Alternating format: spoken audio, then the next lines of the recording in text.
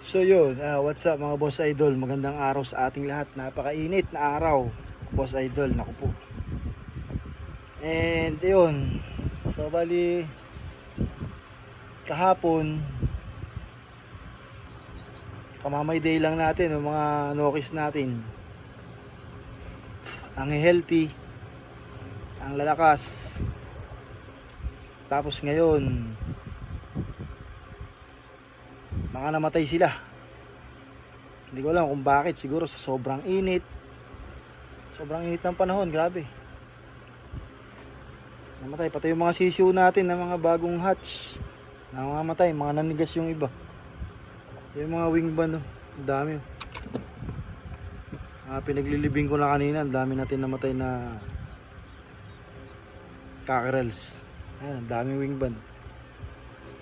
Meron pa dun sa bahay ko. Inuwi ko yung ibang wing ban dun na yung mga una pang namatay. Pero ito, mas marami namatay ngayon. Ngayong araw lang na to. Yan yung iba, may mga bulutong, tinamahan ng bulutong, hindi na natin magamot. Siguro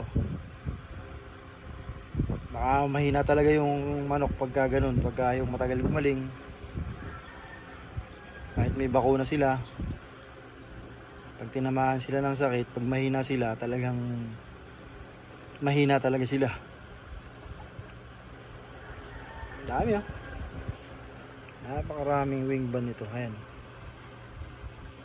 2, 4, 6, 8, 10, 12, 14, 15. 15 yung nawala sa manok natin. Bali ngayong araw na to siguro mga 11. Tapos yung apat dito ng mga nakarampa. Kasi may mga pinapagala ko, yung mga malala na yung mga bulutong, pinapagala ko na sa labas ng range. Dito sa manukan, pinapagala ko na dahil para maggamot siya ng kanya, yung bang mag self recovery. Para mag self recovery siya, kaso nawawala, hindi ko alam kung saan napupunta, baka namamatay kung saan sulok dyan, kung siya inaabot. Kaya ako konti na yung mga manok natin, parang nakakatamad talaga. Grabe, sobrang hirap mag-alaga ng manok. Lugi tayo sa panahon, lugi tayo sa gastos, kasi syempre alam mo naman sa mga feeds, mga supplement, mga vitamins, yan, mga ganyan. Siyempre mag-ano tayo, magbibreed tayo. Gising tayo ng maaga lagi para pasampahan yung mga inahin natin sa mga tandang. Tapos pag nagitlugan na sila, ipunin natin, lalagay sa rep. Tapos natin lagay sa rep. I-incubate natin pagka nakaipon na tayo. Tapos hindi pa doon natatapos yun dahil syempre pagka-hatch nun, mas matrabaho lalo dahil maselan yung sisiw. Ang hirap palagaan, ang hirap palakihin. Araw-araw, napaka-busy mo dahil kailangan tutukan mo yung mga sisiw mo dahil sayang yung panahon pagka madidisgrasya sila. Kaso kahit anong pag-iingat natin, talagang nadidisgrasya. Meron talagang hindi mo ma-perfect yung pag-aalaga. Mahirap, lalo syempre wala naman tayong tauhan, mag-isa lang tayong kumikilos dito sa backyard natin. Simula sa breeding hanggang sa pagpapalaki, ako yung mag-isa nag-aalaga. Kaya mahirap yung laban. Mahirap yung laban natin. Ay, nako, hirap magmanok. Ang hirap magmanok. Nandito yung iba nating mga cockerels. Papakita ko sa inyo, mga mahihina. Kinulong ko muna sila, tinanggal ko muna sa range natin dahil masyado silang mahina. Ayan sila.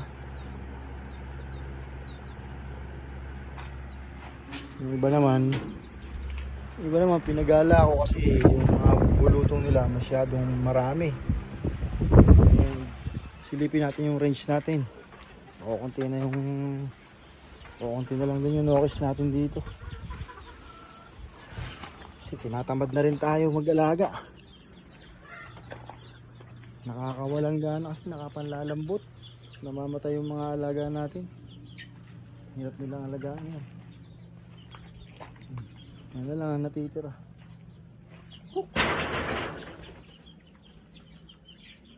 Ayun. 14 na lang yata yan. Parang 14 piraso na lang, parang 14 piraso na lang yata yan sila. Ang dami nang namatay. Yung iba mga pinagala ko dun sa labas, yan, nilabas ko dito sa range. Hindi ko na alam kung nasan. Siguro dun sila namamatay kung saan dyan. Tapos, hindi naman natin makikita dahil pag nangamoy, mabaho, siyempre, tsaka lang natin makikita. Tsaka natin ililibing. Pero marami akong nilibing kanina. Grabe. Mahigit 10 yung nilibing ko.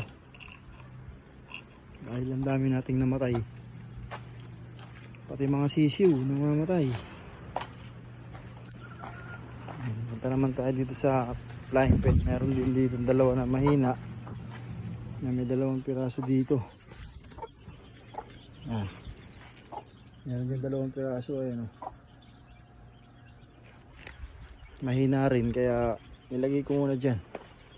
Tapos yung sisiw naman nandito rin. Ayan o.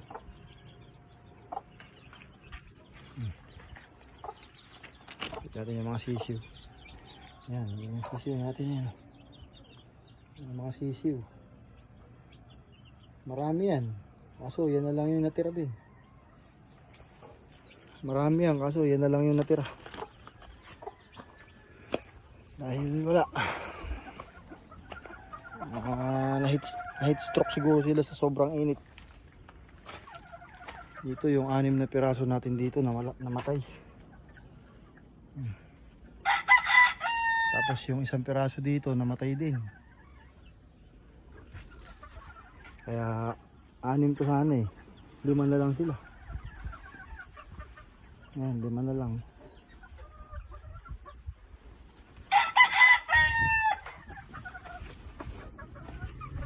Yung SBR natin 2. Ay nako, nakakatamad. Nakakatamad. Init, sobra. Init.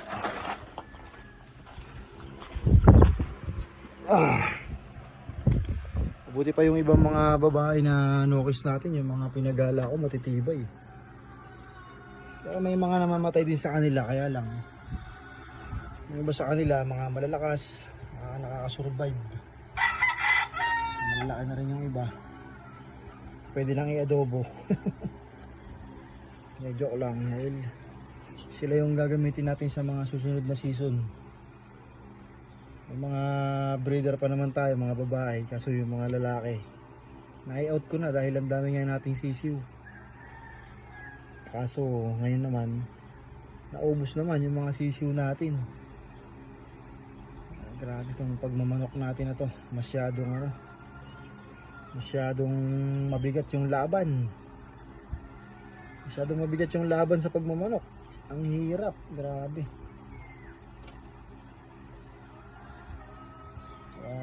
Pagka hindi mo talaga linya yung pag-aalaga, mangangayaw ka talaga dito. Kasi ako nga parang sumusuko na ako eh. Kasi ang hirap, maiisip mo yung gastos mo, yung pagod mo. Pagka namatay yung mga alaga mo, mabuti sana kung 1 lang, 2, kaso ang dami na mamatay. Yung nakaraan, kinain ng aso. Ngayon naman, lumalaki na naman, namamatay na naman, sobrang init. Ay nako, parang ayoko na magmanok pagka ganito. Ang lalambot, napanlulumo. Ay nako. Pero ganun talaga. Kami ang wing ba na yan, raming-rami oh.